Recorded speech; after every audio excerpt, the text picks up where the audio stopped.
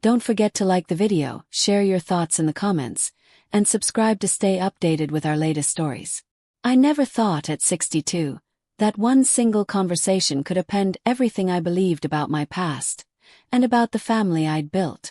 My name is Marion, and until a few weeks ago, I considered myself a content grandmother of 3, comfortable in the life I'd spent decades creating with my husband, Glenn. But sometimes the past has a way of sneaking back, no matter how carefully you've kept the door shut.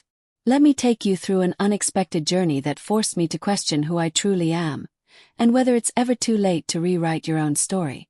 It all started on a Sunday afternoon, supposedly our quiet day, free from errands and obligations. We just finished a simple lunch of grilled cheese sandwiches.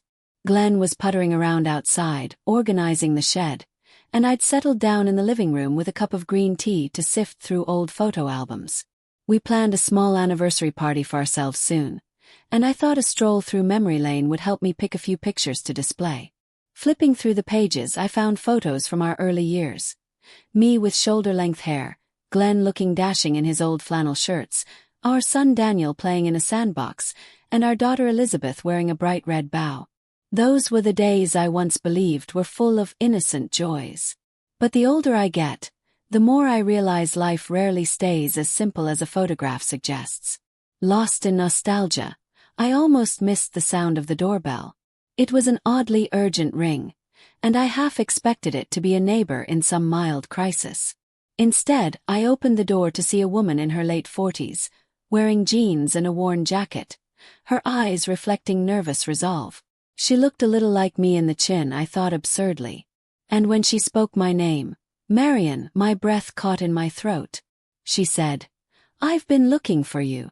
It's important." Her name was Jackie. She introduced herself plainly, as though she expected me to shut the door in her face at any moment. Before I could ask what this was about, she glanced over my shoulder, as if to check if I was alone. Then she said in a wavering voice, "I think you might be my mother." The earth seemed to tilt. For a few seconds I couldn't speak. My chest constricted as though an invisible hand gripped me. I'd never heard of her, never seen her face. Had no notion I could have a daughter anywhere besides Elizabeth. My mind raced. Was she mistaken? Was this a scam? Yet a small voice in my head reminded me of the faintest memory from my teenage years. A memory I'd buried so deep I hardly thought of it as real anymore. My vision blurred with shock. When my husband Glenn walked in from the backyard, he found me standing in the doorway, pale-faced, staring at Jackie in silence. He gave me a questioning look, and I found my voice enough to say, "Jackie, this is Glenn, my husband." The words felt heavy, tangled in my throat. Jackie's gaze flicked to him, uncertain. "Should I come back another time?" she asked quietly. I couldn't say yes or no. Instead, I gestured for her to step inside, my hand trembling on the doorknob. We settled in the living room, Glenn sitting next to me on the couch, Jackie perched on the edge of an armchair like she might bolt at any moment. 1,000 questions jammed in my mind, each fighting for release. Finally, Glenn broke the silence, his tone gentle but firm. "I'm sorry, but I need to understand. Did you say you think Marion is your mother?" Jackie nodded, swallowing visibly. I'm sorry if this is a shock. Trust me, it's been a shock to me too. I was adopted as an infant. My adoptive parents told me about it when I was 12, but they never had much information about my birth mother. Just a name and some sparse details. After they passed, I found more documents and I started searching. It took years, a genealogist friend, and a stroke of luck to trace me here. The record said Marion Olsen being my maiden name, 16 years old, gave birth to a baby girl in a facility for unwed mothers. Then the baby was placed for adoption. Her voice trembled on the last sentence, and I realized she was just as scared as I was. Glenn turned to me, eyes wide, confusion etched in every line of his face. "Marion!" My heart thundered. Memories I'd willed myself to forget now threatened to flood me. At 16, I'd been naive, caught up in a relationship that ended in heartbreak. My family, devout and conservative, had insisted I hide the pregnancy. In a panic, I'd followed their lead, never daring to question or rebel. After a difficult birth, I'd been told it was best for everyone if the baby was placed in adoption. I barely held her for a minute, just long enough to see her tiny face. Then the facility staff took her away. My parents never spoke of it again. And I'd tucked that memory away, numb with shame, convinced that I'd never see that child again. I forced myself to forget, and eventually I believed I had. Till now. I felt tears prick my eyes. Glenn, clearly blindsided, reached for my hand, but I pulled away gently, needing space to process. Jackie's eyes brimmed with tension, like she wasn't sure if I'd confirm her story or throw her out. With a shaky breath, I said the words that changed everything. I did have a baby at 16. She was adopted. My voice caught, and for a moment the room was steeped in raw emotion. Glenn exhaled a stunned breath, his hand frozen in midair. Jackie clasped her hands together, tears gathering. "Then it's true," she whispered. "You're her. You're my birth mother." 1,000 regrets swarmed me. That I'd never told Glenn about this part of my past, that I'd let guilt shape my life so deeply I never gave it voice. I wanted to apologize to Jackie, but I couldn't find the right words. Instead, I did the only thing that felt real. I reached out and wrapped her in a trembling hug. She stiffened at first, then melted into my embrace, tears wetting both our faces. A near-silent sob escaped me. I'd never known I could feel so much sorrow, relief, and awe all at once. Took an eternity, or maybe just a few minutes, before we broke apart. Glenn, cheeks flushed with shock and empathy, offered to make tea. He retreated to the kitchen, likely to give us privacy and gather his own composure. Jackie and I sat facing each other, stunned by the weight of so many lost years. She explained how her adoptive parents had been wonderful. She'd had a stable, loving home. But after they passed away, she felt the need to find her origins, to understand why she was given up, and who she came from. "I don't blame you," she said softly, wiping her tears with the back of her hand. "I just needed to know." I told her about my teenage self, naive and alone, following my parents' orders. How I'd believed I had no choice, that the world would judge me mercilessly, that I'd ruin my life and the baby's life. My voice shook as I recounted the day I gave birth, how I'd been told to just forget it ever happened once I left that facility. "I'm so sorry," I whispered, my eyes stinging. I was afraid. I never even told Glenn. I didn't know how. Then I convinced myself it was my shame to carry alone. When Glenn returned with tea, his expression was carefully controlled. We spent the next couple of hours tiptoeing through awkward conversation. Where Jackie grew up, her adoptive parents, her job as an art teacher, her marital status, she was divorced, no kids. It felt surreal, bridging decades of separation with small talk. But every so often we'd lock eyes, and the enormity of the situation would wash over me again. This was my daughter, my firstborn, sitting in my living room, wearing raw hope on her face. As the afternoon turned to evening, Jackie stood to leave, sensing we all needed time to process. Before she left, she asked if we could meet again. I'd like to know you," she said hesitantly. "If that's okay." Emotion welled up in me. I nodded, voice cracking. "I want that too. Yes, please."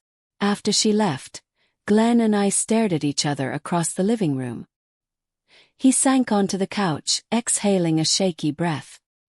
God, Marion, I had no idea," he said softly. I tried to read if he was angry, hurt, betrayed. Probably all of those. I explained everything, from the taboo of my teenage pregnancy to the moment I walked out of that facility, never to mention it again. He listened, tears in his eyes, then slid closer and held me. "I wish you'd told me," he whispered. "We could have carried it together." My tears spilled again, but it felt different. A balm, though still tinged with guilt. "I know. I'm so sorry." The days that followed were a whirlwind of raw conversations between Glenn and me, repeated phone calls with Jackie, trying to piece together a relationship from scratch. Our adult children, Daniel and Elizabeth, had families of their own. Telling them about Jackie was another challenge. Elizabeth, initially stunned, took a while to respond. Daniel was more analytical but also supportive. The hardest part was admitting to them I'd kept such a monumental secret. Yet, in a strange way, we bonded over the shock, because it forced honesty where we'd previously clung to comfortable illusions. Jackie and I arranged a second meeting in a public park, neutral ground. She came with a small folder of documents. Her original birth certificate, adoption papers, notes from the genealogist who tracked me down. She also had pictures of herself as a kid, to share how her life had been. Looking at those photos felt like peering into an alternate timeline, one I should have witnessed or at least known existed. She seemed eager to show me her life hadn't been unhappy. She wasn't blaming me. That compassion in her touched me deeply. I found myself wanting to mother her, to comfort her for the decades lost, even though she was a grown woman, fully capable of handling herself. We talked about practical things too. Whether she'd want to meet Glenn again or her half-siblings. Whether she'd attend a future family gathering. I sensed her hesitation, as if she feared intruding on a family that had functioned for years without her. I tried to reassure her. "There's a place for you in our lives," I said, voice trembling. "If you want it. We can't get back those years, but we can start something new." She smiled, tears glistening. "I do want that," she admitted. One sunny weekend, I invited Jackie to a small barbecue in our backyard, where Daniel and Elizabeth would be present with their spouses. It felt surreal, like I was orchestrating a family reunion for a daughter I'd never raised. Jackie arrived nervously, carrying a homemade pie. Daniel greeted her politely, curiosity mingling with warmth. Elizabeth, more reserved, gave a cautious smile. Over hamburgers and potato salad, the initial tension eased. We shared stories, found small connections, like discovering Jackie and Elizabeth both loved the same author, or that Daniel and Jackie shared a knack for painting. Of course, it wasn't all sunshine. Elizabeth pulled me aside at one point, whispering that she felt thrown off by this half-sister she never knew existed. "I'm not upset with her," Elizabeth said, biting her lip. "But it's a lot to take in." Understood. It was jarring for all of us. I tried to reassure her that Jackie wasn't here to replace anyone, just to be part of our extended family if we let her. Elizabeth nodded, still processing. Slowly, over subsequent weeks, we built a fragile new dynamic. Jackie visited occasionally, sometimes sharing coffee with me in the mornings. We'd talk about her childhood, her adoptive parents, whom she clearly loved, and how she felt a pang of longing whenever she saw big families with multiple generations. She confided in me about her divorce, how it stemmed partly from her own insecurities around abandonment. The guilt stabbed at me again, but she insisted she didn't blame me. "It's just life," she said quietly. "We all make choices. Our parents did too. We can't change the past, but maybe we can change now." Glenn, for his part, swung between compassion and lingering hurt that I'd never told him. We started therapy sessions to address the unspoken resentments. I realized how deeply my fear and shame had shaped our marriage. Maybe there were moments Glenn had sensed something was off but never pressed. The therapist helped us find words for the heartbreak we both felt. Heartbreak for Jackie's lost years. Heartbreak for the secrecy that overshadowed our union. Heartbreak for the naive girl I once was. Through it all, we discovered a well of understanding we'd never tapped, forging a stronger bond in this late stage of life. One day, Jackie asked if I wanted to see the place where she'd grown up. Her old adoptive home, a small house near the city. I swallowed my nerves and agreed. Stepping onto that modest porch, seeing the markings on a doorframe where her parents measured her height each birthday, I felt a strange combination of pride and sadness. Pride that she'd been raised with love. Sadness that I'd never been part of it. She showed me pictures of her late adoptive parents, speaking fondly of them. I told her I was grateful they'd given her a good life. Tears glistened in both our eyes, but we also smiled, forging a bond over the shared gratitude that she hadn't suffered. Our final big step was acknowledging her publicly as part of the family. We decided on a small gathering to celebrate Glenn's retirement, inviting relatives from both sides. Jackie attended, introduced simply as Marion's daughter, Jackie. There were gasps, confusion, but also acceptance. Some relatives asked prying questions, others welcomed her warmly. Through it all, Jackie stood with quiet grace. At one point, I saw her talking animatedly with Elizabeth, both laughing over something. My chest ached with a bittersweet satisfaction. This was a glimpse of what could have been, had things been different. But it was also a promise of what still could be. Now, months later, as I record this story, Jackie has become woven into our lives in a gentle, organic way. We celebrate birthdays and holidays together, acknowledging the complexity but also the blessing of finding each other after so long. My other children have grown to accept her, each in their own time, forming cautious friendships that deepen each time they meet. In many ways, we're still navigating uncharted territory. There are moments I wonder if Jackie resents the lost decades, or if she'll always harbor a hidden hurt. But each day we try to be honest, to share ourselves, to keep no more secrets. And yes, I still wrestle with guilt for the years she spent without me, for the shame that silenced me. But I've learned something crucial. It's never too late to face the truth. Sometimes it hurts everyone more to keep living in illusions. The path is bumpy, but at least it's real. I see that in Jackie's eyes every time she calls me Mom, haltingly at first, now with growing confidence. I see it in Glenn, who's discovered a deeper love for me by seeing me at my most vulnerable. I see it in Elizabeth, who overcame her shock to find a new sister she can joke with. Maybe the best part is, we all realize the past, no matter how painful, can lead to an unexpectedly hopeful future if we have the courage to embrace it. So, if you're watching this and there's a secret lingering in your heart, something you've buried for years, believe me, I know how terrifying it is to bring it into the light. But I also know how it can open doors you never imagined possible, forging connections you thought were lost, or forming ones you never knew you could have. And if you're someone like Jackie, someone searching for an origin or resolution, don't lose hope. Sometimes the family you find might just be as ready to love you as you are to love them. Thank you for taking the time to hear my story.